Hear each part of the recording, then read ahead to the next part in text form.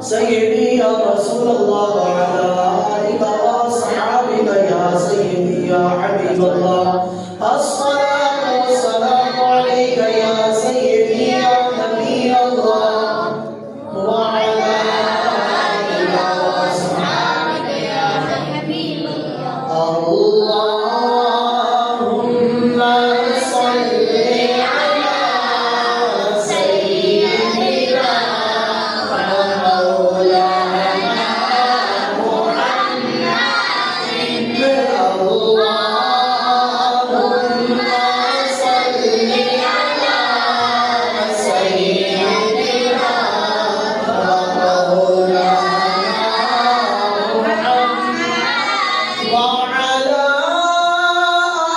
آله وصحبه وبارك وسلم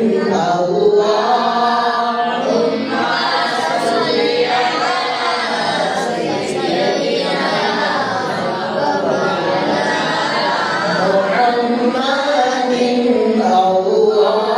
اللهم صل على سيدنا ومولانا محمد جت میرے نبی تارے آئے جت میرے نبی تارے آئے او تیرے ناز سویرا آئے او تیرے ناز سویرا بچ قبر دے آقا آکر کے بچ قبر دے آقا آکر کے تینوں چھڑ دے ہوئے لے میرا اے اللہم صل علی سیدنا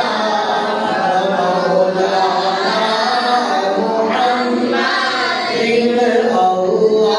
اللہم صل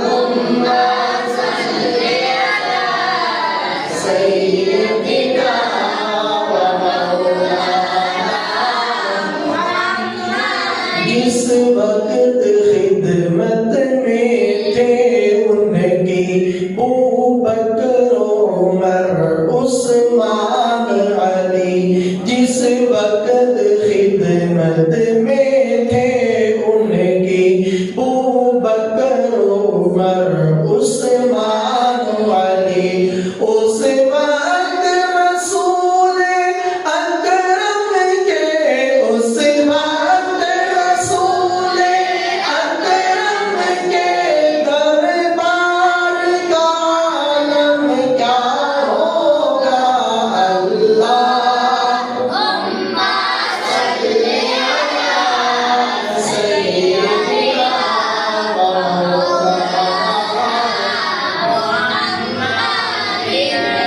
حمد و ثنا کے بعد دعا ہے خالق کائنات حق سچ بیان کرنے اور اس پر عمل کی توفیق عطا فرمائے معزز سامعین حضرات الحمدللہ ثم الحمدللہ ماہ رمضان شریف کا مقدس مہینہ اپنی برکتیں لٹا رہا ہے سحر و افطار کی برکتیں روزہ اور تراویح کی بہاریں برکتیں یہ اپنے اپنے وقت پر برکتیں رحمتیں نازل ہو رہی ہیں آج تو الحمدللہ جمعۃ المبارک کا دن ہے جمعۃ المبارک ماہ رمضان کا پھر جمعۃ المبارک قربان جائے گی حدیث پاک میں آتا ہے کہ جمعۃ المبارک کے ہر گھڑی میں آج کے دور میں سمجھانا ہو تو کہہ رہے کہ ہر سیکنڈ میں فرمایا اللہ تبارک و تعالی 10 لاکھ گناہگاروں کی بخشش فرماتا ہے یہ جمعۃ المبارک جمعہ رمضان کا جمعہ ہے کاش اس سال ماہ رمضان میں بخشے جانے والوں میں ہمارا بھی نام آ جائے ابر رحمت چھا گیا ہے اور سما ہے نور و نور فضل رب سے مغفرت کا ہو گیا سامان ہے، ہر گھڑی رحمت بھری، ہر طرف ہے برکتیں، ماہ رمضان رحمتوں اور برکتوں کی کان ہے۔ حضرات محترم، ایک واقعہ سنیے، پھر جمعۃ المبارک کے ٹاپک کی طرف انشاءاللہ آئیں گے، اور واقعہ اسی کے ریلیٹڈ ہے کہ کچھ لوگ سمندری جہاز میں، بحری جہاز میں سفر کر رہے تھے۔ توجہ کیجیے گا، بڑا ہی اچانک تیز ہوائیں چلنے لگی، جہاز ہچکولے کھانے لگا۔ جب تیز ہوائیں چلی، جہاز ہچکولے کھانے لگا تو مسافروں پر خوف طاری ہوا، کلمہ شروع ہو گیا، درود و سلام شروع ہو گیا، دعائیں شروع ہونے لگی۔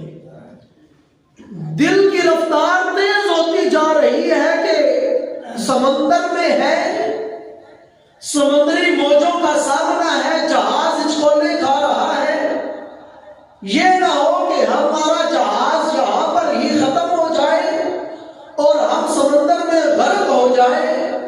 ہر طرف کوہرام مچا ہوا ہے، ہر کسی کو اپنی اپنی جان کی فکر ہے، کوئی درود پڑھ رہا ہے، کوئی کلمہ شریف کا ورد کر رہا ہے، کوئی اللہ کے سامنے اپنی دعائیں رو رو کے کر رہا ہے۔ لیکن ایک اس میں واقعہ یہ آتا ہے کہ جب سب لوگ دعاؤں میں مصروف ہیں تو کیا دیکھا جاتا ہے کہ اسی جہاز کی بیرٹ میں ایک مجذوب، ایک بزرگ ہے جو آرام سے جہاز کے اندر سوئے ہوئے ہیں، انہیں کوئی خبر نہیں۔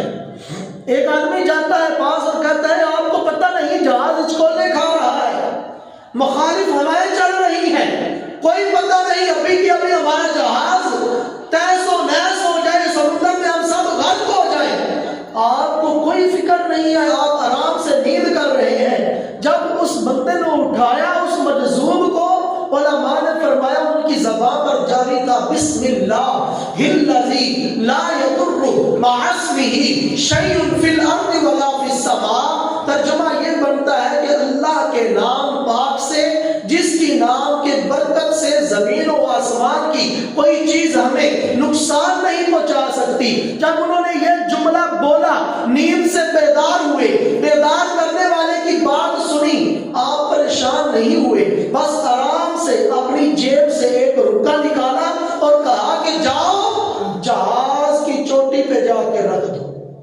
جہاز کے اوپر جا کے رکھ دو۔ اب وہ مرتا کیا نہ کرتا، کسی طریقے گیا، باہر نکلا، جہاز کے اوپر جب رکا رکھا تو وہ کہتا ہے کہ جب میں نے وہ رکا جہاز کے اوپر رکھا، خالق کائنات نے میری آنکھوں کے پردے ہٹائے، میں کیا دیکھتا ہوں کہ کچھ لوگ ہیں جنہوں نے ہمارے جہاز کو پکڑا ہوا ہے اور خشکی کی طرف اس کو لے کے جا رہے ہیں، ہمیں طوفان کی موجوں سے بچا رہے ہیں۔ کیا دیکھتا ہوں کہ جتنے بھی سمندر میں جہاز تھے سب تباہ و برباد ہو گئے، لیکن ہمارا جہاز آرام سے کنارے آ لگا، ہم سب سلامتی کے ساتھ جہاز سے نیچے اتر گئے۔ حضرات محترم، جب یہ سارا واقعہ ہوا، وہ کہتا ہے مجھے خیال آیا میں دیکھوں تو صحیح وہ ورقہ کیسا تھا، وہ رکا کیسا تھا، اس پر لکھا کیا تھا۔ تو کہتے ہیں کہ جب وہ رکا لایا گیا، اس کو کھولا گیا، دیکھا گیا تو اس رکے میں اصحاب غزوہ بدر اور احد اور جناب غزوہ بدر میں جو 313 صحابہ کرام شہید ہوئے تھے، ان کے نام اس رکے میں لکھے ہوئے تھے، ان کے نام اس رکے میں لکھے ہوئے تھے۔ الحمدللہ ان پاکیزہ ناموں کی برکت سے وہ بندہ کہتا ہے ہماری جان بچ گئی۔ پھر ہم نے ان ناموں کا ورد کرنا شروع کر دیا، ان ناموں کے وظیفے کرنے شروع کر دیے، پھر جہاز میں سوار ہوئے اور بخیر و عافیت اپنی منزل تک پہنچ گئے۔ تو حضرات علماء کرام نے فرمایا کہ غزوہ بدر جو ہے، اس میں جو صحابہ شہید ہوئے، ان کو اللہ تبارک و تعالیٰ نے جو مقام عطا فرمایا ہے، ابھی آپ سنیں گے۔ علماء نے فرمایا کہ اسلام کا عظیم ترین مارکہ ہے اور یہ اسلام کی سب سے پہلی جنگ ہے جو حق اور باطل کے درمیان ہوئی، مسلمانوں اور کافروں کے درمیان ہوئی۔ الحمدللہ اللہ تبارک و تعالیٰ نے اس لڑائی میں، اس جنگ میں مسلمانوں کو عظیم الشان فتح سے نوازا، غیر مسلموں کو عبرتناک شکست ہوئی۔ وہ صحابہ کرام جو اس غزوہ میں شریک ہوئے، جن میں مسلمانوں کے پہلے خلیفہ علی المرتضیٰ شیر خدا، یہ تمام صحابہ سمیت علماء نے فرمایا کہ 313 صحابہ بنے۔ 313 صحابہ اس غزوہ میں شریک ہوئے۔ اب ان صحابہ کو اللہ نے جو مقام عطا فرمایا، بخاری شریف کی ایک روایت میں ہے، حضرت جبرائیل امین علیہ السلام بارگاہ رسالت میں حاضر ہوئے، آ کے عرض کی یا رسول اللہ صلی اللہ علیہ وسلم، وہ جو اصحاب بدر تھے جو آپ کے ساتھ جنگ میں شریک ہوئے، آپ کے ہاں ان کا کیا مقام ہے؟ تو کریم آقا علیہ السلام نے فرمایا کہ جو لوگ غزوہ بدر میں شریک ہوئے وہ کائنات کے سارے مسلمانوں سے افضل لوگ ہیں۔ وہ کائنات کے سارے مسلمانوں سے افضل لوگ ہیں۔ کمال کی بات آگے ہے، عرض کیا یا رسول اللہ صلی اللہ علیہ وسلم، جس طرح اصحاب بدر 313 جنہوں نے بدر کے مقام پر اپنی جان ساری کے جذبے دکھائے، جنہوں نے تلوار چلائی، جنہوں نے کافروں کا قلع قمع کیا، یا رسول اللہ جس طرح تمام مسلمانوں میں وہ افضل ہیں، اب آسمانوں میں وہ فرشتے جو ان کی مدد کے لیے اتارے گئے تھے، ان کا بھی مقام انہی کی طرح ہے کہ جتنے فرشتے ہیں ان سب فرشتوں سے افضل وہ فرشتے ہیں جو اصحاب بدر کی مدد کے لیے اترے تھے۔ تو معلوم ہوا کہ اسلام کی تاریخ کی یہ جو پہلی جنگ ہے یہ کوئی عام جنگ نہیں ہے، اس میں جو شرکت کرنے والے ہیں یہ عام لوگ نہیں ہیں۔ اللہ تبارک و تعالیٰ نے فرشتوں کے ذریعے مسلمانوں کی مدد فرمائی۔ اصحاب بدر کے ناموں کی برکت کیا اللہ تبارک و تعالیٰ نے رکھی ہے۔ احادیث مبارکہ میں آتا ہے، بزرگان دین فرماتے ہیں جس گھر میں اصحاب بدر کے نام لکھ کر رکھے جائیں اللہ تبارک و تعالیٰ اس گھر کو چوری سے محفوظ فرما دیتا ہے۔ اور فرمایا اصحاب بدر کے ناموں کے وسیلے سے دعا کی جائے میرا رب دعاؤں کو پورا فرماتا ہے۔ اصحاب بدر کے نام اگر روزی میں خیر و برکت کے لیے پڑھے جائیں روزگار نصیب ہو جاتا ہے، غرض کیسی مشکل پریشانی تنگی ہو، اصحاب بدر کے ناموں کا وسیلہ دے کر رب سے دعا کی جائے تو میرا رب مرادیں پوری فرماتا ہے۔ حضرات محترم علماء کرام نے فرمایا، علماء کرام نے لکھا کہ جو ان پاک ناموں کا ورد کیا کرے، اصحاب بدر کے ناموں کا ورد کیا کرے، انہیں پڑھا کرے، اللہ تبارک و تعالیٰ اس کو ولایت کا تاج عطا فرما دے۔ یہ ہے اصحاب بدر۔ اللہ تبارک و تعالیٰ ہمیں اصحاب بدر کی برکتیں عطا فرمائے۔ غزوہ بدر میں شریک ہونے والے اصحاب بدر کے جو نام ہیں یہ کتابوں میں مل جاتے ہیں، آپ سرچ کریں، علماء کرام کے پاس تشریف لائیں، نیٹ سے سرچ کر لیں، مل جاتے ہیں۔ ان ناموں کو یاد کریں، لکھا کر گھر میں رکھیں، انشاءاللہ اس کی برکتیں ظاہر ہوں گی۔ حضرات محترم، غزوہ بدر جو ہے یہ 17 رمضان مبارک کو ہوا۔ رمضان مبارک کا 17واں روزہ تھا، 17واں۔ تو حیرت انگیز واقعہ ہے، اور علماء نے فرمایا کہ اس واقعہ میں 313 حضور کے غلام ہیں۔ کتنے ہیں؟ 313۔ ادھر ہزاروں کی تعداد میں کفار ہیں۔ اب ہزاروں کی تعداد میں کفار، ان کے پاس طرح طرح کے جنگی آلات، نیزے ان کے پاس، تلواریں ان کے پاس، کھنجر ان کے پاس، زرے ان کے پاس، مکمل جنگی ساز و سامان کے ساتھ تیار ہو کر آئے ہیں۔ اور ان کے مقابلے میں جو 313 ہے، ان کی حالت کیا ہے؟ 313، ہزار نہیں ہے 313۔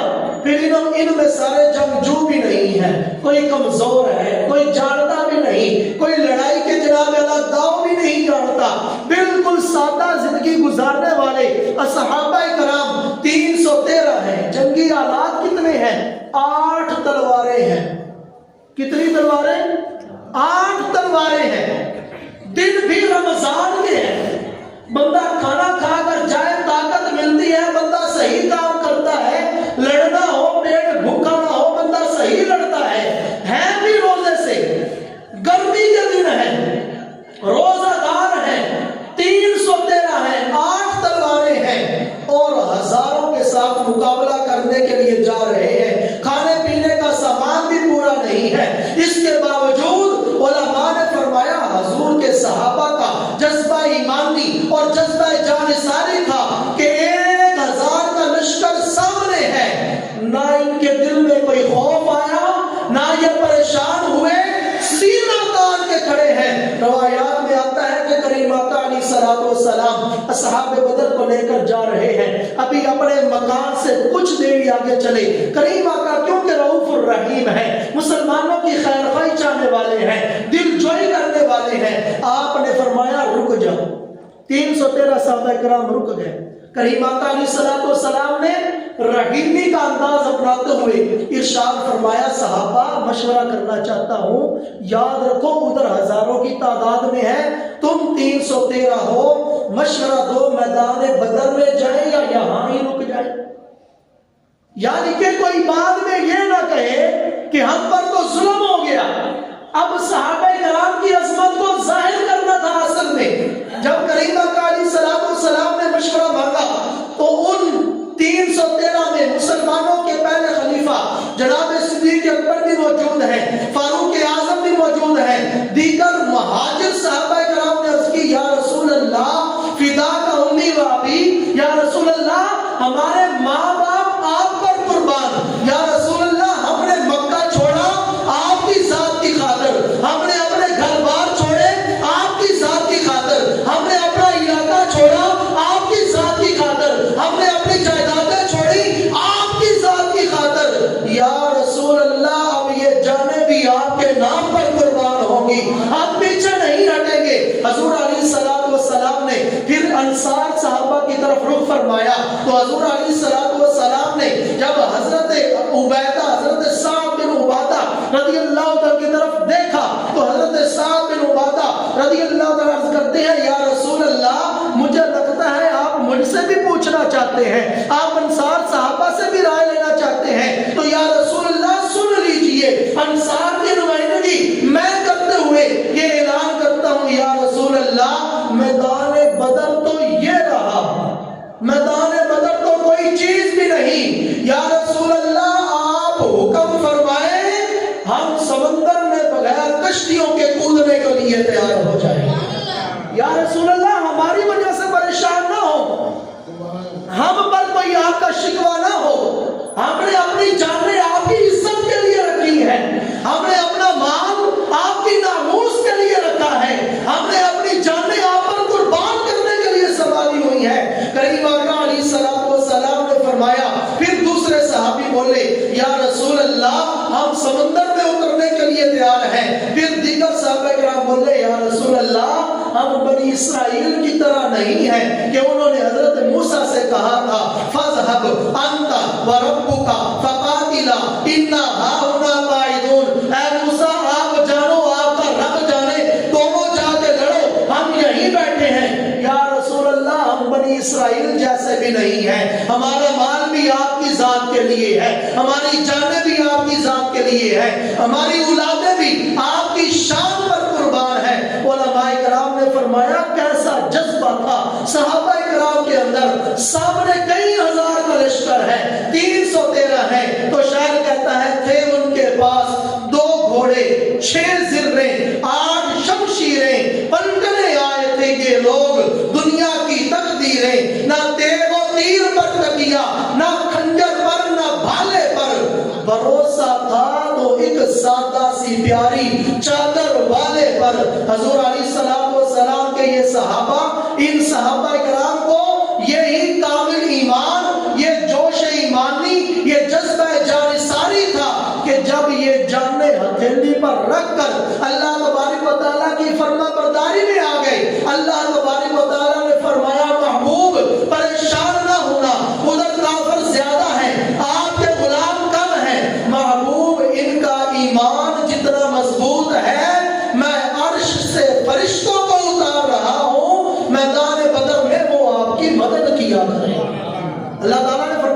وَلَقَدْ نَصَرَكُمُ اللَّهُ بِبَدْرٍ وَأَنْتُمْ أَذِلَّةٌ، اور بے شک اللہ تبارک و تعالیٰ نے بدر میں تمہاری مدد کی جب تم بالکل بے سر و سامان تھے۔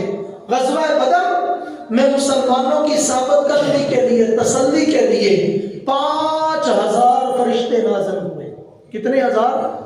اور صحابہ کرام کہتے ہیں کہ جب بدر کا معرکہ ہو رہا تھا نا، لڑائی ہو رہی تھی، ہم کافر پر وار کرنے کے لیے ہاتھ اٹھاتے تھے، ہمارا ہاتھ نیچے آنے سے پہلے کافر زمین پر گرا ہوا ہوتا تھا۔ تو ہم پریشان ہو گئے کہ یہ کیا معاملہ ہے، کیونکہ جب جنگ شروع ہوئی تب فرشتے آئے تھے نا۔ پہلے صحابہ کرام کا جذبہ جانثاری تھا، انہیں کیا خبر تھی کہ اللہ تبارک و تعالیٰ ہمارے ایمان کو قبول کر کے فرشتہ بھی نازل فرما دے گا۔ صحابہ کرام حیران ہوتے تھے اور کہتے تھے کہ جو کافر ہماری تلواروں سے قتل ہوئے، واصل جہنم ہوئے، ان پر تلوار کے نشان تھے، اور جو ہماری تلوار سے قتل نہ ہوئے ان پر آگ سے جلنے کے نشان تھے۔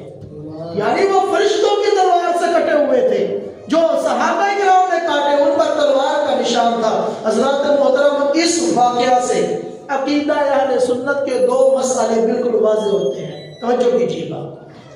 پہلی بات تو یہ کہ اللہ تبارک و تعالیٰ فرماتا ہے وَلَقَدْ نَصَرَكُمُ اللَّهُ، توجہ کیجیے گا کہ بے شک اللہ نے بدر میں تمہاری مدد کی، یعنی مدد کے لیے آئے فرشتے تھے۔ اللہ تبارک و تعالیٰ کی خود ذات تو اتر آئی نہیں تھی، بدر میں مدد کے لیے آئے فرشتے تھے۔ اللہ تبارک و تعالیٰ ارشاد فرما رہا ہے کہ یہ مدد فرشتوں کی نہیں تھی بلکہ میری تھی، رب العالمین کی مدد تھی۔ تو علماء نے فرمایا پتہ یہ چلا کہ جب اللہ کے بندے مدد کرتے ہیں تو مدد کرنے والے نظر یہ آتے ہیں، مدد کرنے والی حقیقی ذات اللہ رب العالمین کی ہوتی ہے۔ اصل ذات مدد کرنے والی اللہ رب العالمین کی ہے، اور یہی ہمارا اہل سنت و جماعت کا عقیدہ ہے کہ حقیقی حاجت روا، حقیقی مشکل کشا صرف ذات اللہ تعالیٰ کی ہے۔ وہ چاہے کسی کو سبب بنا دے، کوئی نمونہ بنا دے، کسی کو شفا پھکی کھانے سے ہو جاتی ہے، کسی کو شفا درخت کے پتے کھانے سے ہو جاتی ہے، کسی کی بیماری جناب اللہ دوائی کھانے سے دور ہو جاتی ہے۔ یہ دوائی مشکل کشا نہیں ہے، یہ درخت کے پتے حاجت روا نہیں ہے، یہ پھکی جناب اللہ بیماری کو ختم نہیں کر رہی، سبب پھکی بنتی ہے، شفا میرا رب عطا فرماتا ہے۔ یہی ہمارا اہل سنت و جماعت کا عقیدہ ہے کہ حقیقت میں مدد اللہ تبارک و تعالیٰ کی ہوتی ہے۔ تو پتہ یہ چلا کہ فرشتوں کا مدد کرنا اللہ تعالیٰ کی ہی مدد ہے۔ اور پھر فرشتے ہیں کون؟ قرآن تو بتا، قرآن کہتا ہے فرشتے عباد مکرمون، پارہ 17 سورۃ الانبیاء آیت نمبر 26، فرمایا فرشتے جو ہے نا یہ عزت والے رب کے بندے ہیں۔ فرشتے عزت والے رب کے بندے ہیں۔ تو اب ذرا غور کیجئے، تو جن کو رب اپنا بندہ فرمائے کہ فرشتے عزت والے میرے بندے ہیں، جب اللہ کے بندے مدد کریں تو ان کی مدد تو اللہ کی مدد ہو جاتی ہے۔ تو جن لوگوں کو اللہ تبارک و تعالیٰ نے اپنا دوست بنایا ہو، قرآن مجید پڑھیے، الا ان اولیاء اللہ لا خوف علیہم، فرمایا سن لو بے شک یہ اولیاء اللہ ہے، یہ میرے دوست ہیں، یہ میرے محبوب ہیں۔ تو جن کو اللہ تبارک و تعالیٰ اپنا بندہ کہے وہ مدد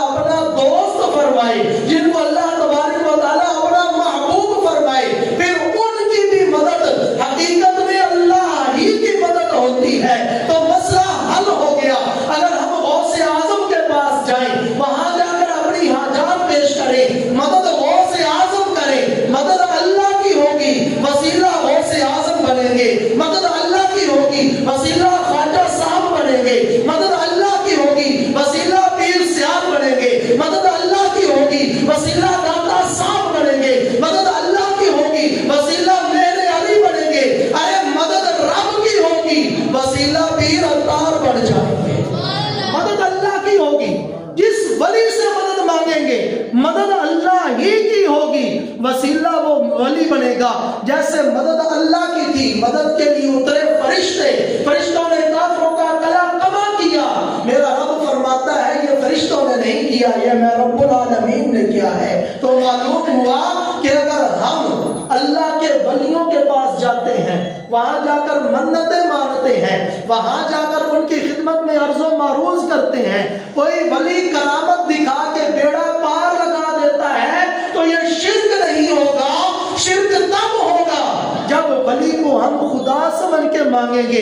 ہم بھی اللہ کا بندہ سمجھ کے مانگتے ہیں، اللہ کا دوست سمجھ کے مانگتے ہیں۔ آج دنیا میں اور آپ ڈائریکٹ جج سے بات نہیں کر سکتے، وکیل کی ضرورت پڑتی ہے۔ آج میں اور آپ دنیا میں چودھری سے ڈائریکٹ بات نہیں کر سکتے، منشی کی ضرورت پڑتی ہے۔ تو حضرات یہ اولیاء اللہ اور رب کی ذات تو دنیا کے چودھریوں سے وراء الورا ہے۔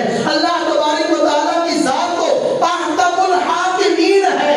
دنیا کے عام جج کے پاس جانا ہو تو وسیلے کی ضرورت پڑتی ہے، تو رب کے پاس بھی جانا ہو تو رب نے وسیلے قائم کیے ہیں۔ میرے محبوب بندوں کی بارگاہ میں آ جاؤ، اپنی پریشانی پیش کرو، لوجد اللہ توابا رحیما، میں رب تم پر رحم بھی فرماؤں گا، کرم بھی فرماؤں گا۔ تو معلوم ہوا ہمارا اہل سنت و جماعت کا یہ عقیدہ الحمدللہ صحابہ اکرام والا عقیدہ ہے، اللہ کے اولیاء والا عقیدہ ہے، اور یہی وہ راستہ ہے، یہی وہ جماعت ہے جو آخر میں امام مہدی کے لشکر کے ساتھ ملے گی، حضرت عیسیٰ علیہ السلام کے ساتھ ہوں گے انشاءاللہ الکریم۔ اہل سنت و جماعت کا عقیدہ جن جن لوگوں کا ہے وہ اپنے عقیدے پہ ناز کیا کریں، مولا تیرا کروڑ ہے شکر، کائنات میں کتنے مذہب ہیں، کوئی ہندو ہے، کوئی سکھ ہے، کوئی آگ کی پوجا کرنے والا ہے، کوئی ستاروں کی پوجا کرنے والا ہے، کوئی مردوں کی پوجا کرنے والا ہے، مولا تیری قدرت پر قربان جائے، تو نے ہمیں ماں کی گود میں صحابہ والا عقیدہ عطا فرما دیا۔ یاد رکھنا، اپنے عقیدے سے کبھی مایوس نہ ہونا۔ سنی علماء فرماتے ہیں بے عمل ہو سکتا ہے، بد عقیدہ نہیں ہو سکتا۔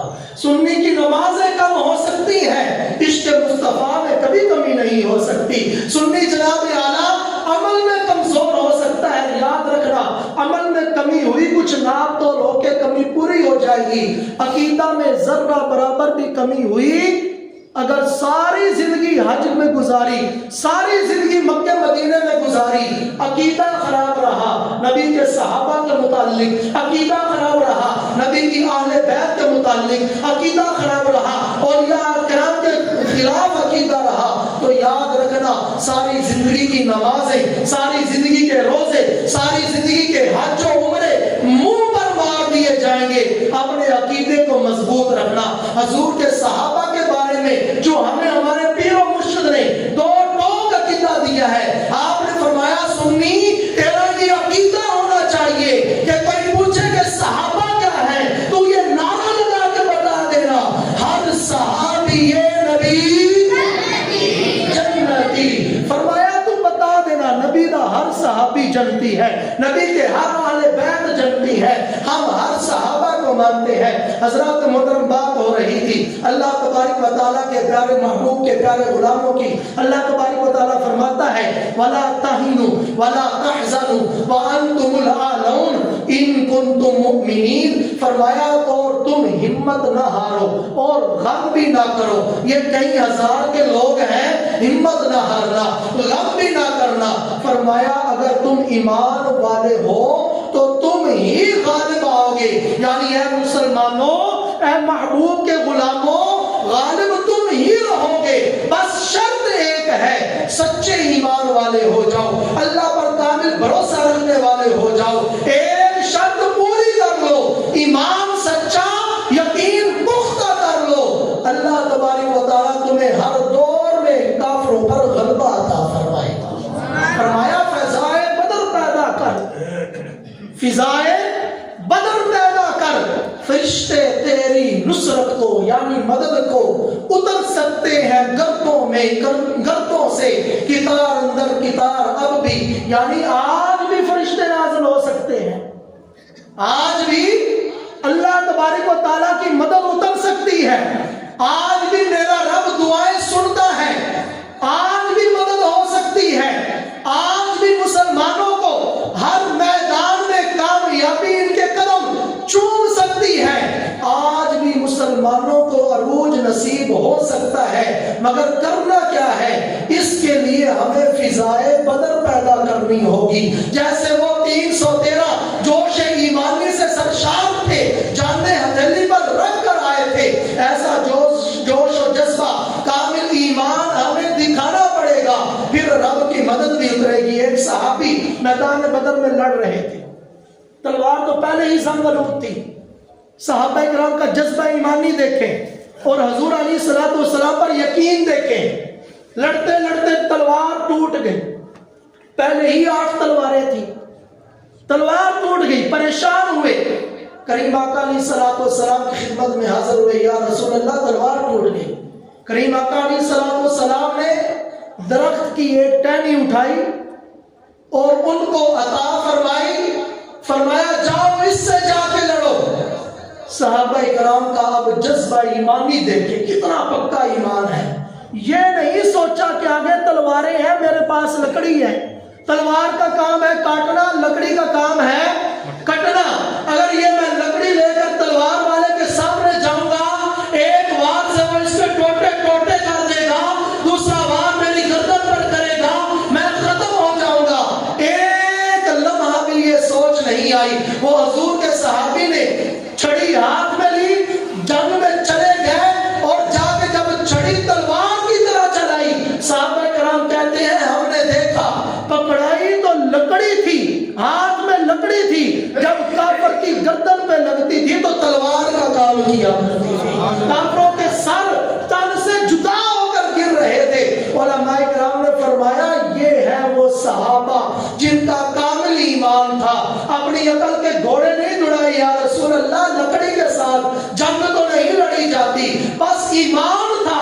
محبوب نے فرمایا لکڑی لے جاؤ لڑو، بس ہمارا کام ہے لڑنا، مدد اللہ تعالیٰ کی تھی۔ حضرات محترم، ہمارے ہاں بھی آج ایسا جذبہ اگر ہو، آج ہمارے اندر بھی ایسا ایمان موجود ہو، ایسا کامل یقین ہو، تو اللہ کی قسم رب کی مدد اتر سکتی ہے، لیکن ہمارے حالات بہت نازک ہیں۔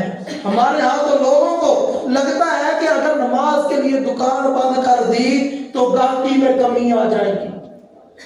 وہ صحابہ تھے لکڑی لے کر کافروں کے ساتھ لڑ رہے ہیں، ان کا ایمان دیکھیں۔ ہمارا ایمان کیا ہے کہ مسجد کی طرف چل پڑے تو جناب اعلیٰ دکان بند ہوگی، غریب ہو جائیں گے، روزہ رکھ لیا تو کام نہیں ہوگا، بچے بھوکے مر جائیں گے، یہ سوچ کر روزہ بھی چھوڑ دیتے ہیں۔ لوگ جھوٹ بولتے ہیں، جی جھوٹ نہ بولو تو کاروبار چلتا ہی نہیں ہے، آج تو کاروبار کا حصہ جھوٹ بن گیا ہے، سودی لین دین نہیں چھوڑتے، جی سود چھوڑ دیا، مال میں کمی آ جائے گی، علم دین کی طرف راغب نہیں ہوتے، قرآن مجید کی تلاوت کے لیے ہمارے پاس ٹائم نہیں ہے، قافلوں میں سفر کرنے کے لیے ہمارے پاس ٹائم نہیں ہے، بس ٹائم ہے ہمارے پاس، ہمارا یقین کامل نہیں ہے، ہمارا ایمان پختہ نہیں ہے۔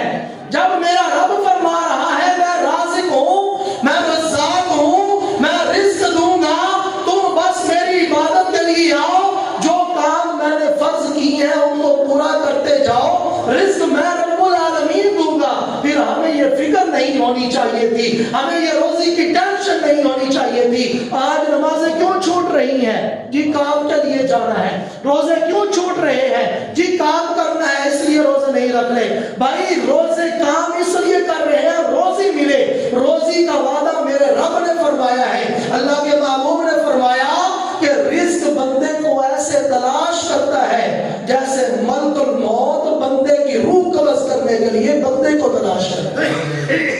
تو ہمیں اس فکر کو چھوڑنا چاہیے، اپنے رب کو راضی کرنے کی فکر، کامل ایمان اپنانا چاہیے۔ اللہ تبارک و تعالیٰ قرآن مجید میں فرماتا ہے یا ایھا الذین آمنوا آمنوا، اے وہ لوگوں جو ایمان لائے ہو ایمان رکھو، اے وہ لوگوں جو ایمان لائے ہو ایمان رکھو۔ خطاب ایمان والوں کے ساتھ ہے، ایمان والوں کو حکم دیا جا رہا ہے کہ پہلے سے ایمان والے ہیں پھر اب ایمان لانے کا مطلب کیا ہے؟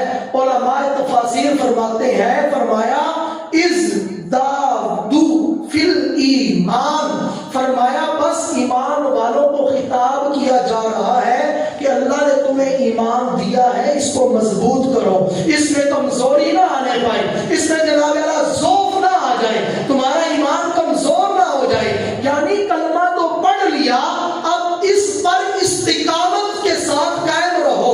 کلمہ تو پڑھ لیا، اب کلمے کے تقاضوں کو پورا کرو۔ کلمہ تو پڑھ لیا، اب ایمان میں داخل ہو گئے، اب ایمان کے کئی شعبے ہیں، ان سارے شعبوں کو اختیار کرو۔ کلمہ تو پڑھ لیا، اب مزید ترقی کرتے چلے جاؤ۔ کلمہ تو پڑھ لیا، اب ایمان بچانے کی فکر میں لگ جاؤ۔ شاعر کہتا ہے یہ شہادت گئے الفت میں قدم رکھنا ہے، لوگ آسان سمجھتے ہیں مسلمان ہونا۔ یعنی یہ دائرہ اسلام اللہ اور اس کے رسول کی محبت میں تن من دھن سب کی بازی لگا دینے کا نام ہے۔ یہ وہ میدان ہے جہاں بندہ اپنا دل و جان اللہ کی محبوب کے لیے قربان کرتا ہے۔ لوگ آسان سمجھتے ہیں مسلمان ہونا۔ حضرات محترم، اگر ہم غور کریں تو ہم میں سے زیادہ تر مسلمان اس وجہ سے مسلمان ہیں کہ مسلمانوں کے گھر پیدا ہوئے، ماں کی گود میں ہی کلمہ مل گیا۔ مسلمانوں کے گھر پیدا ہوئے، ماں کی گود میں کلمہ مل گیا، جان ساری کرنے کا ٹائم نہیں ملا، یا موقع نہیں آیا، یا وقت نہیں آیا قربانی کرنے کا، تو علماء نے فرمایا ہے بن مانگے جو ہمیں چیز مل گئی ہے۔ عقل مند بندہ وہ ہے جس کا باپ فوت ہو جائے، اس کے لیے 1,00,000 روپیہ چھوڑ کے جائے، تو عقل مند بندہ وہ ہے کہ وہ 1,00,000 کو 1,00,000 نہیں رکھے گا، 1 کے 2 بنائے گا، 2 کے 4 بنائے گا، 4 کے 8 بنائے گا، اس میں ترقی کرے گا۔ یہ کلمہ، یہ ایمان ہمیں وراثت میں ملا ہے، ماں کی گود سے ملا ہے، تو عقل مندی اسی میں ہے۔ ہم اپنے ایمان کو بڑھائیں، اس کو مضبوط کریں، اس میں ترقی کریں، اور اپنے رب کو راضی کرنے کی طرف گامزن ہو جائیں، کیونکہ میرا رب فرماتا ہے یا ایھا الذین آمنو آمنو، اے وہ لوگوں جو ایمان لائے ہو، ایمان رکھو، یعنی ایمان کی فکر کرو، اسے مزید مضبوط کرو۔ تو ایمان کو مضبوط کیسے کیا جا سکتا ہے؟ آخری 3 منٹ ہے۔ حدیث مبارکہ میں فرمایا گیا کہ کامل مومن کی نشانیاں کچھ بیان ہوئی ہیں، وہ اعمال بیان کیے گئے جن سے بندے کا ایمان کامل ہو سکتا ہے۔ نبی اکرم صلی اللہ علیہ وسلم نے ارشاد فرمایا بندہ اس وقت تک کامل مومن نہیں ہو سکتا جب تک اپنے مسلمان بھائی کے لیے وہی چیز پسند نہ کرے جو اپنے لیے پسند کرتا ہے۔ حضرات، آج کتنا آسان نسخہ ہمیں مل گیا اپنا ایمان مضبوط کرنے کے لیے۔ جو ہم اپنے لیے پسند کرتے ہیں دوسروں کے لیے پسند کرنا شروع کر دیجئے۔ میں چاہتا ہوں سب میری عزت کریں، تو میرا حق بنتا ہے میں سب کی عزت کرنا شروع کر دوں۔ اگر کوئی بندہ چاہتا ہے میں اپنے لیے پسند کرتا ہوں تمام لوگ میری عزت کریں، تو ہمیں عزت دینا ہوگی۔ میں چاہتا ہوں کہ مجھے کوئی دھوکہ نہ دے، تو مجھے دوسروں کو دھوکہ دینے سے بچنا ہوگا۔ کوئی چاہتا ہے مجھے تکلیف نہ آئے، تو دوسروں کو تکلیف پہنچانے سے بچنا ہوگا۔ الغرض ہر وہ بات جو بندہ اپنے لیے پسند کرتا ہے دوسروں کے لیے پسند کرنا شروع کر دے، میرا رب اس کو کامل ایمان نصیب فرمائے گا۔ پتہ چلا آدمی، جناب اعلیٰ میرے نبی نے فرمایا کہ اس کا ایمان نہیں جو امانت دار نہیں، اس بندے کا کوئی ایمان نہیں جو امانت دار نہیں۔ پتہ چلا آدمی امانت دار ہو جائے میرا رب کامل ایمان عطا فرمائے گا۔ حدیث پاک میں ہے اس کا کوئی دین نہیں جو وعدے کا پابند نہیں، لہذا وعدے کی پابندی شروع کر دیجئے، ایمان پکا ہو جائے گا۔ روایت میں آتا ہے دھوکہ دینے والا مومن نہیں ہے، لہذا ایمان کو مضبوط کرنا ہے، دھوکہ دینے سے بچنا ہوگا۔ روایات میں آتا ہے مومن تانا دینے والا، مومن لعنت کرنے والا، مومن بےہودہ باتیں کرنے والا نہیں ہوتا۔ نبی پاک نے فرمایا جس کے شر سے اس کا پڑوسی محفوظ نہ ہو اس کا کامل ایمان نہیں۔ تو آج ہمیں دیکھنا ہوگا ہمارے شر سے ہمارا پڑوسی محفوظ ہے یا محفوظ نہیں، کیا ہمارے پڑوسی کو کوئی تکلیف تو نہیں ہو رہی۔ یہ سارے اخلاق جب ہم اپنا لیں گے تو اللہ تبارک و تعالی ہمارے ایمان کو مضبوط فرمائے گا۔ جب ایمان مضبوط ہو جائے گا تو ہماری طرف بھی اللہ تعالیٰ کی رحمتوں کا نزول ہوگا، پھر ہماری جنگوں میں بھی فرشتے اترا کریں گے، پھر ہماری دعا بھی فوراً قبول ہوا کرے گی۔ شرط کیا ہے؟ یا ایھا الذین آمنو، اے ایمان والو ایمان کو مضبوط کر لو۔ اللہ عز و جل کی بارگاہ میں دعا ہے مالک کریم جو کچھ پڑھا سنا گیا عمل کی توفیق عطا فرمائے۔ وما علینا الا